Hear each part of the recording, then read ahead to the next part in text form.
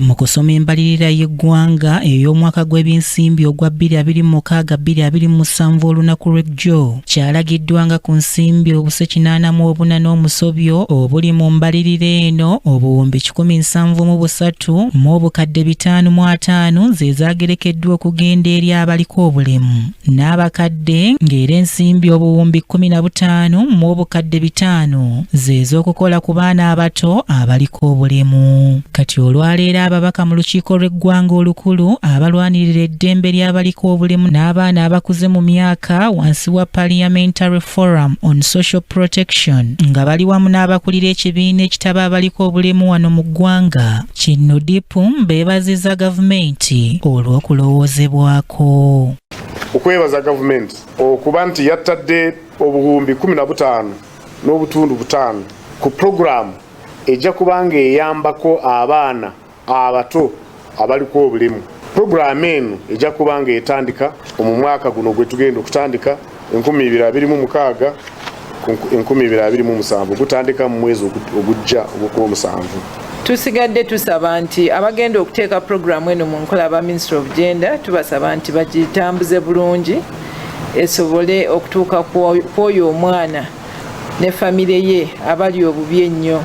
Omubaka Patrick Kiconco Katabaazi omubaka wa Rukiga County kyokka alaze obwetaavu bw'okwongeza ku nsimbi ezigenda mu bantu awatali kusosola mu kikula kyabwe. Kitwandise street children kati babadde beetaaga budget ya buwumbi 3 naye mu budget eno okumala ekiseera ekiwanvu budget yabwe ebadde ku miliyoni 24 okumala ekiseera kiwanvu naye ate nakyo tekikyuse. Sente ezimaze ekiseera nga tezeeyongera ate abantu beeyongera n'emirimu ne projects za gavumenti ezikwata abantu nazo zeeyongera tuli benyamivu kati emirimu yaabwe tejja kutambula bulungi. Ono ayogedde ku nsimbi eziweebwa abaliko obulemu ng'agamba nti zigwana kugabibwa mu nkola ya muntu ku muntu mu kifo ky'okuziyisa mu bibiina ekireeta abamu okuzikonga olusu.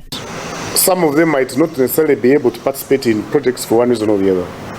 And that's why we are of the view that the special grants for persons with disabilities that are distributed by the local governments targeting groups of persons with disabilities should be reformed so that they are made to individuals directly as compared to putting them in a group. They eliminate, of course, inefficiencies that come with the group formation and management. Olive Chozire akulira ekibiina kyo NUDIP ayagala wassibwewo enkola eyamba abantu abaliko obulemu n'abalina obwetaavu obw'enjawulo okuganyulwa mu nteekateeka za gavumenti ez'okwekulaakulanya.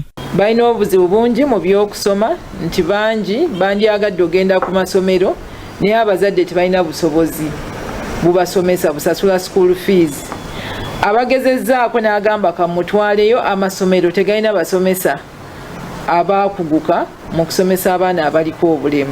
Ebyokulya abaana bangi bali ku mmere eri special olw'obulemu bwe balina katugeze nga abagwa ebigo ebyensimbu abalina autism n'obulwadde obulala obw'obwongo. Naffe tujja kusigala nga tutambula n'enteekateeka eyo naffe kye twagala okulaba nti abaana bagibwayo babeere bangi abaganyirwa mu nteekateeka eno. Bano bwe batyo balaze obwennyamivu ku nsimbi ezibaweebwa mu mbalirira olw'obuteeyongerako kye bagambye nti kiziŋŋamizza nnyo emirimu gyabwe so ng'era minisitule y'ekikula ky'abantu bagisabye okugabanya ensimbi ezibaweebwa okulaba nga zituuka ku baana bonna abaliko obulemu. Ssente zino zigende nga zeeyongerako omwaka ogujja n'oguliddako kuba tukizudde nti program za social development bwe bazitandisa ku bukadde 15 busigala 15 okumala emyaka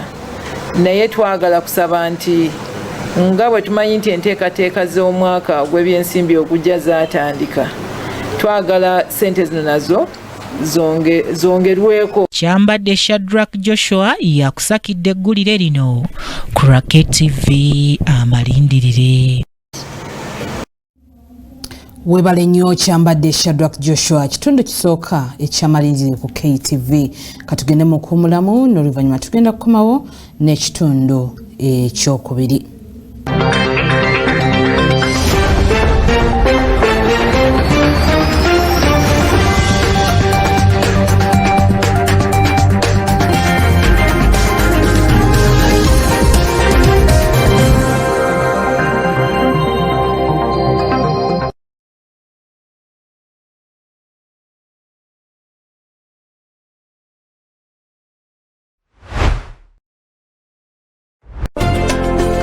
Abadidi Trend Bridals tutunda awamu n'okupangisa gomasi ez'abagole awamu n'ez'abantu abalala emishanana obusuuti obw'amawanga ag'enjawulo gawuni z'abagole kw'ossa ne changing dresses eziri ku mutindo gw'ensi yonna. Tukola ne makeup awamu ne hair styling ow'emikolo egy'enjawulo gamba nga okukyala okwanjula awamu n'embaga. Gwatwetaaze tusange ku Equatorial Mall omwaliriro ogwokusatu edduuka namba 320 oba tukubire ku namba z'essimu zino wammanga 0774 emu 85 36 oba 0708 06 emu 67. Tugoberere ku mutimbagano @Didi Trendy Bright.